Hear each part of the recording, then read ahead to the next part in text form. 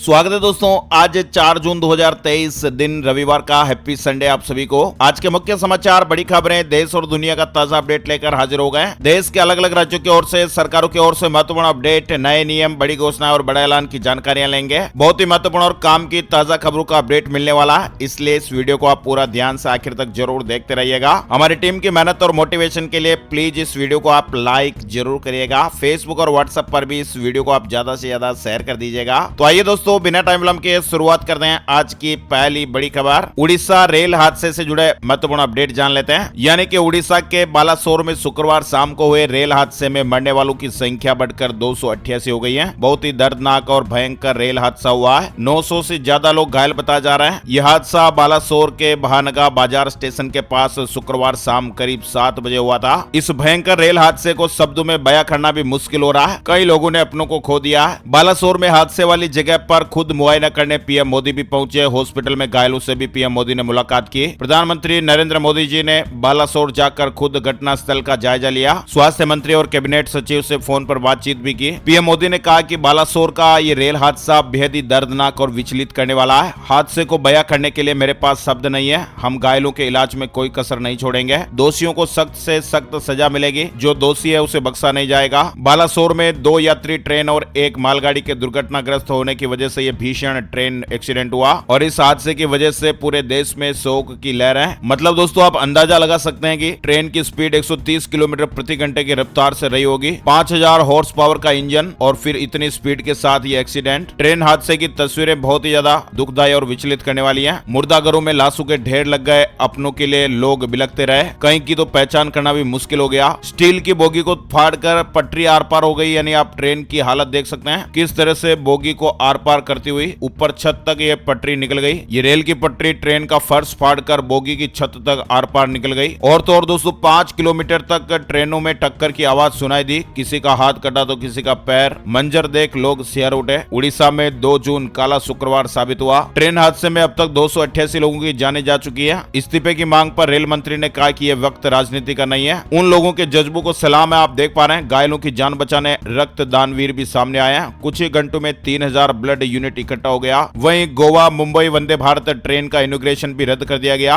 Orissa train हादसे के बाद इस तरह का फैसला हुआ। शनिवार को होने वाली गोवा की पहली वंदे भारत एक्सप्रेस का इनॉग्रेशन भी रद्द कर दिया गया। उड़ीसा ट्रेन हादसे पर विदेशी कवरेज भी देखने को मिला। न्यूयॉर्क टाइम्स ने लिखा कि भारत के इतिहास का सबसे बड़ा रेल हादसा। अमेरिका के प्रमुख मीडिया संस्थानों समेत पाकिस्तान और चीन की मीडिया में भी उड़ीसा ट्रेन हादसे को दिखाया गया। साथ ही कई देशों के प्रमुखों ने भी इस हादसे पर दुख जताया है। चलिए आगे बढ़ते दोस्तों, बड़ी खबर आ रही है। अमरनाथ यात्रा की औपचारिक शुरुआत। जम्मू कश्मीर के एलजी मनोज सिन्हा ने प्रथम पूजा की है। आपको बता दें, इस बार श्री अमरनाथ यात्रा की शुरुआत 1 जुलाई से शुरू होगी। पहली बार यात्रा 62 दिन की होगी, जो रक्षाबंधन के दिन संपन्न हो जाएगी। इस यात्रा को शुरू कराने से पहले प्रशासन पूरी तैयारी कर रहा है। 4 धाम यात्रा में अब तक 20 लाख से ज्यादा भक्तों ने दर्शन कर लिए हैं। केदारनाथ धाम के लिए नए रजिस्ट्रेशन फिलहाल रुके हुए हैं। 4 धाम यात्रा में यात्रियों की संख्या का आंकड़ा 20 लाख के पार पहुंच गया है। अब तक चारों धामों का 20 लाख से ज्यादा श्रद्धालुओं ने दर्शन कर लिया है। केदारनाथ धाम में श्रद्धालुओं की भारी भीड़ को देखते हुए नए रजिस्ट्रेशन पर अस्थायी रोक लगाई गई है। वही दोस्तों, बड़ी खबर है, मेडिकल स्टोर पर अब नहीं मिलेगी खांसी, बुखार और बदन दर्द की ये 14 तरह की दवाइयां। सरकार ने बैन लगा दिया है। सरकार ने निमेसुलाइड और गुलनसिल पैरासिटामोल गोलियों और क्लोफेनिरामाइन, मेलेट तथा कोडिन सिरप सहित 14 एफसीडी दवाइयों पर प्रतिबंध लगा दिया है। सरकार ने कहा कि इन दवाइयों का कोई चिकित्सकीय औचित्य नहीं है और ये लोगों के लिए जोखिम भरी हो सकती है। फिक्स्ड डोज कॉम्बिनेशन यानी एफडीसी वाली इन दवाइयों पर प्रतिबंध लगाने के बारे में केंद्रीय स्वास्थ्य मंत्रालय ने एक अधिसूचना भी जारी कर दी है। विशेषज्ञ समिति की सिफारिशों के बाद सरकार ने यह कदम उठाया है। यानी ये प्रतिबंधित दवाइयों में सामान्य संक्रमण, खांसी और बुखार के इलाज के लिए उपयोग की जाने वाली मिश्रित दवाइयां शामिल हैं। वहीं बड़ी खबर आ रही है, अब प्रमोशन कॉल और मैसेज से आपको जल्दी छुटकारा मिलने वाला है। टेलीकॉम कंपनियों को ट्राई ने कड़े निर्देश जारी कर दिए हैं। Telecom regulatory authority of India यानी ट्राई ने पैस की कॉल और एसएमएस के खतरे को रोकने के लिए नया नियम बनाया है। ट्राई ने कहा कि प्रमोशनल कॉल और मैसेज के लिए ग्राहकों की सहमति लेने,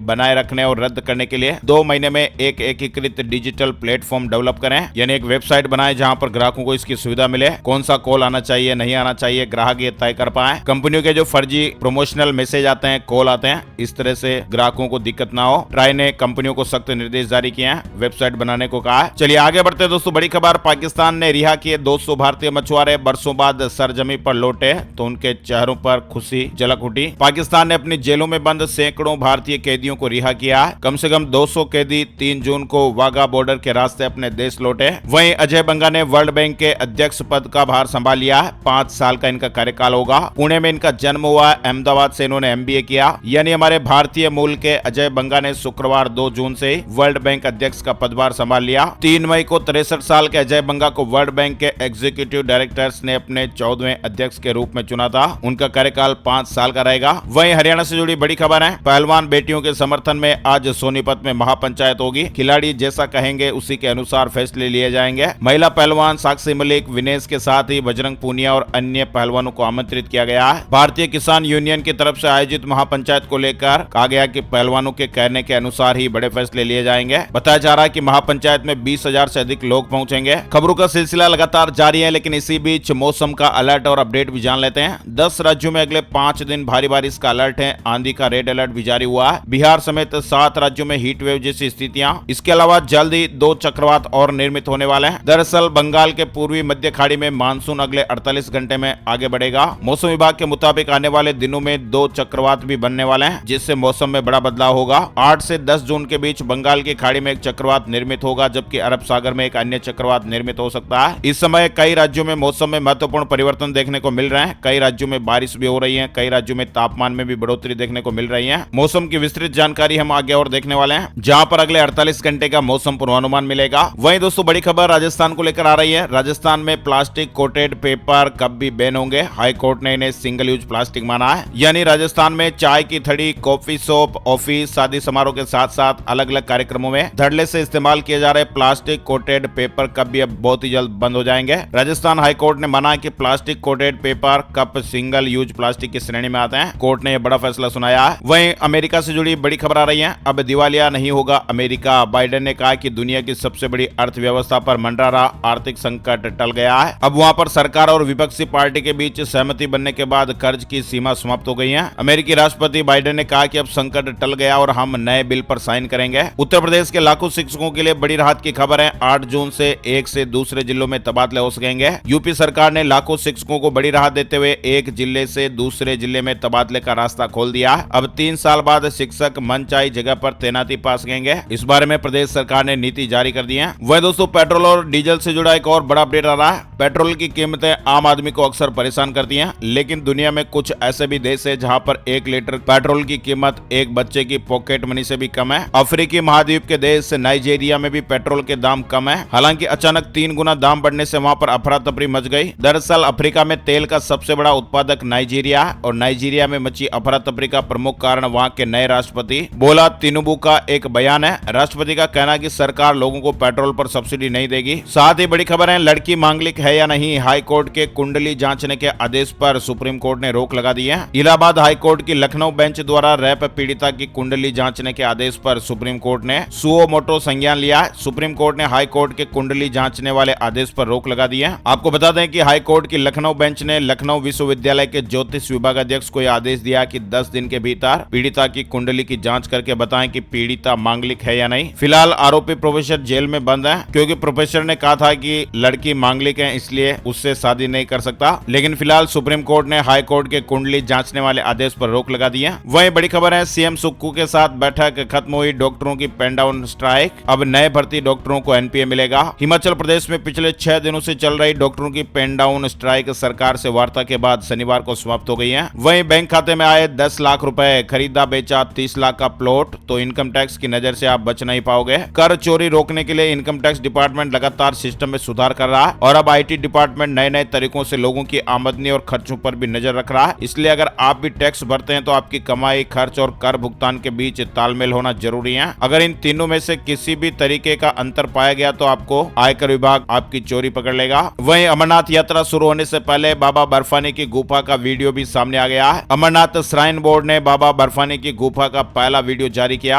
वहीं अब कैंसर का इलाज आसान होगा। 3 राज्यों में बनाए जाएंगे Tata memorial centre. ICICI bank करोड़ों का योगदान इसमें देने वाला है। आईसीआईसीआई बैंक ने कैंसर रोगियों के बेहतर उपचार के लिए टाटा मेमोरियल सेंटर को 1200 करोड़ रुपए का योगदान देने की घोषणा की है। वहीं राजधानी दिल्ली से जुड़ी खबर, दिल्ली के पूर्व डिप्टी सीएम मनीष सिसोदिया 7 घंटे की जमानत पर घर पहुंचे, लेकिन बीमार पत्नी से मुलाकात नहीं हो पाए। मनीष सिसोदिया घर पहुंचे उससे पहले ही बीमार पत्नी पत्नी को हॉस्पिटल में भर्ती कराया गया। तबीयत खराब हो गई थी। पत्नी की तबीयत अचानक बिगड़ गई और आनन फानन में उपचार के लिए हॉस्पिटल ले जाया गया। वहीं इसी बीच कोर्ट ने अब मनीष सिसोदिया की बीमार पत्नी के बारे में रिपोर्ट मांगी है। अंतरिम जमानत पर आदेश भी सुरक्षित रख लिया है। वहीं राष्ट्रपति मुर्मू सूरीनाम और सर्बिया की यात्रा पर रवाना हो गई है। राष्ट्रपति का पद संभालने के बाद ये उनकी पहली राजकीय यात्रा है। वहीं आपको बता दें, प्रधानमंत्री नरेंद्र मोदी जी की वाशिंगटन यात्रा से पहले अमेरिकी रक्षा मंत्री लॉयड ऑस्टिन आज रविवार से भारत का 2 दिवसीय दौरा करेंगे। यानी अमेरिकी रक्षा मंत्री आज से 2 दिवसीय भारत दौरे पर हैं। वहीं जेपी नड्डा 18 जून को त्रिपुरा में रैली को संबोधित करेंगे।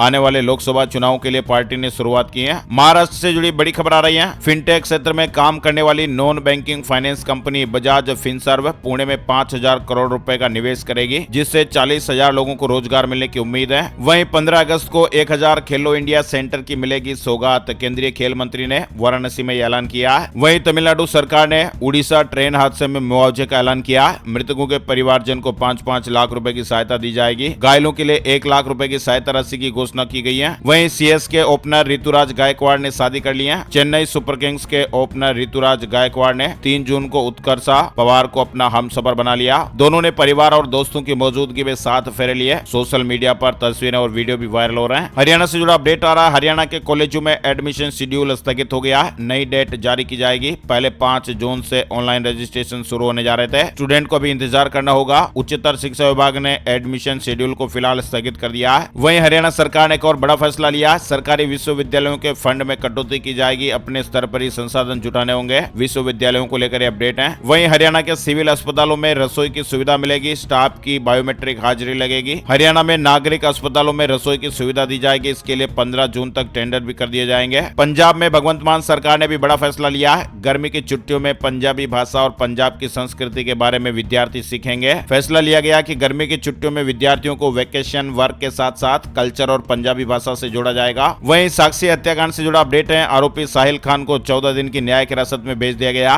और इस मामले में SC/ST एक्ट के तहत भी मामला दर्ज हुआ है। वहीं नीतीश कुमार ने बड़ा फैसला लिया। बिहार में 17% तक बढ़ेगा ग्रीन एरिया। इस साल 4 करोड़ 33 लाख पौधे लगाए जाएंगे। वहीं गौतम अडानी ने बड़ा फैसला लिया। 24,733 करोड़ रुपए जुटाने के लिए इन कंपनियों के शेयर बेचेंगे। शेयर में तेजी। अडानी ग्रुप ने अपनी फ्लैगशिप कंपनी अडानी एंटरप्राइजेज और अडानी ट्रांसमिशन के शेयर संस्थागत निवेशकों को बेचकर $2.5 अरब जुटाने का प्लान बनाया है। वहीं अडानी ग्रीन एनर्जी के शेयरों की बिक्री के जरिए $1 अरब की रकम जुटाने की तैयारियां हो रही हैं। यानी भारतीय अरबपति गौतम अडानी के ऊपर से हिंडनबर्ग का साया जैसे जैसे हटता जा रहा है, वे लगातार अपनी स्थिति को मजबूत करते हुए नजर आ रहे हैं और इसके लिए अडानी एक खास स्ट्रेटेजी के तहत आगे बढ़ रहे हैं। वहीं छत्तीसगढ़ समेत सभी चुनावी राज्यों को निर्देश जारी हुए हैं। 3 वर्ष से एक ही जगह पर डटे अफसरों को 31 जुलाई तक हटाएं। छत्तीसगढ़ समेत देश के 5 चुनावी राज्यों के लिए भारत निर्वाचन आयोग ने निर्देश जारी किया है कि 3 साल से एक ही जगह पर डटे अधिकारियों को हटाया जाए। आपको बता दें, इस साल छत्तीसगढ़, मध्य प्रदेश, राजस्थान, मिजोरम और तेलंगाना में विधानसभा चुनाव होने हैं। आयोग ने अपनी तैयारियां प्रारंभ कर दी हैं। सोने चांदी के भाव यानी gold price today, silver price today update हम सोमवार से शुक्रवार तक का ही बताते हैं। अब बात कर लेते हैं दोस्तों वेदर न्यूज एंड एनालिसिस में संपूर्ण भारत का आज 4 जून 2023 का मौसम पूर्वानुमान। मौसम की जानकारी का ताजा अपडेट आ गया। स्काईमेट वेदर अपडेट के मुताबिक अगले 24 घंटों के दौरान उत्तर और उत्तर पूर्वी राजस्थान में धूल भरी आंधियों के साथ हल्की से मध्यम बारिश होने का अनुमान है। पश्चिमी हिमालय, गंगीय पश्चिम बंगाल, तटीय उड़ीसा, तटीय कर्नाटक, दक्षिण आंतरिक कर्नाटक और महाराष्ट्र में 1 या 2 स्थानों पर हल्की बरसात हो सकती है। आंतरिक तमिलनाडु, पूर्वोत्तर भारत और सिक्किम के कुछ इलाकों में भी हल्की से मध्यम बारिश होने का अनुमान है। वहीं अगले 24 घंटों के दौरान अंडमान और निकोबार द्वीप समूह, केरल और लक्षद्वीप में भी हल्की से मध्यम बारिश के साथ ही